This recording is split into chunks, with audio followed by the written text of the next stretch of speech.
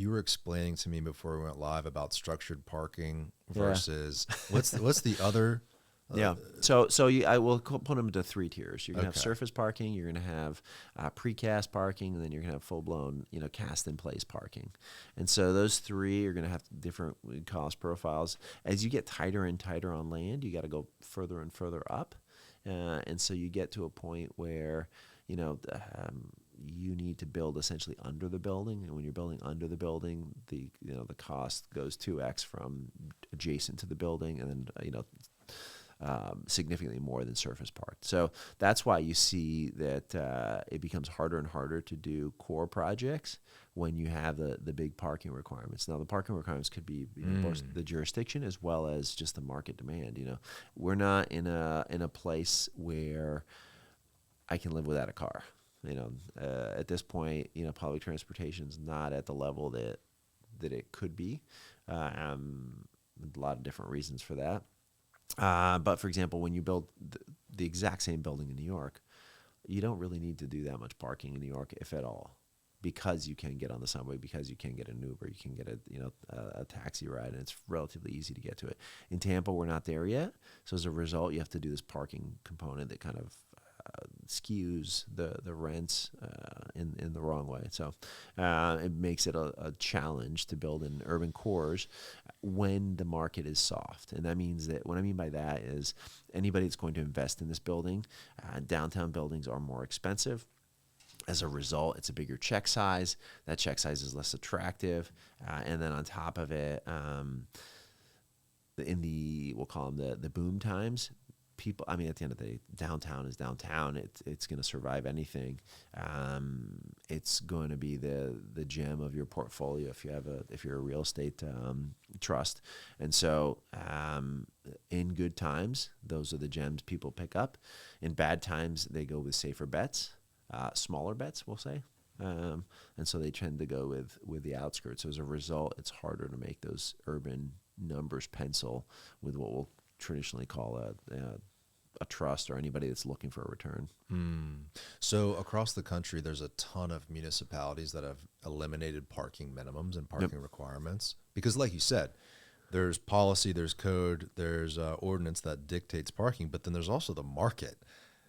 Even if you have 0 parking requirements in a city, the market's going to give you those requirements. You would have to be very bold to put up a project with 0 parking in Tampa. So what you're saying is the private sector is not building parking because the government is telling them to. They're doing it out of their own. It depends on the jurisdiction. In some jurisdictions, depends on where it sits. If you tell me that let's say downtown Tampa. If you said downtown Tampa, I want to build, XYZ building, and I want to do it at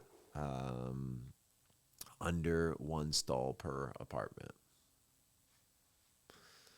I would be hesitant, right? If you want to say downtown, really? One per apartment? Yeah, I think you need 1 per apartment at least in downtown Tampa.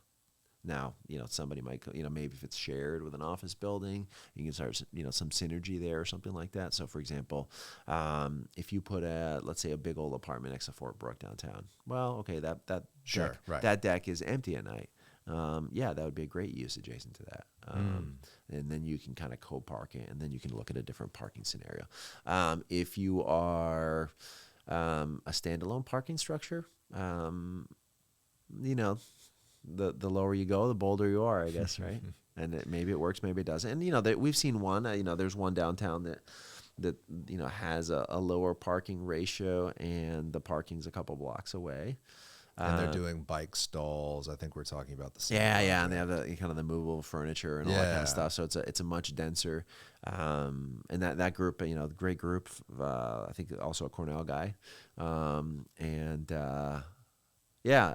super eager to see what happens. So, but if development like that should go anywhere, it should go in an urban core. And sure. And how much of the capital investment is pressuring the developer to make that decision? Can a developer stay strong and have a belief, look, we only need 0.75 per unit? Is the capital market going to go, we're not going to invest in this unless you do That's exactly what they'll do. And at that point, you can either write the check yourself or you can change your design. So the money actually does. The money talks. The money talks and dictates how ambitious a developer can get in regards to some of that stuff. Yep. But what do you believe the city government's business is in dictating that if the market sounds like they have it dialed in? I would say that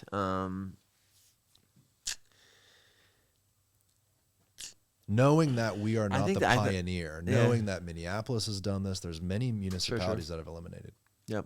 I would say that the municipalities should really just leave it to the market. At the end of the day, if you want to build something that's not market, build it. If you think that you have an exorbitant rent price problem, well, cool, just make entitlements easier. We'll overbuild as developers because that's what we love to do.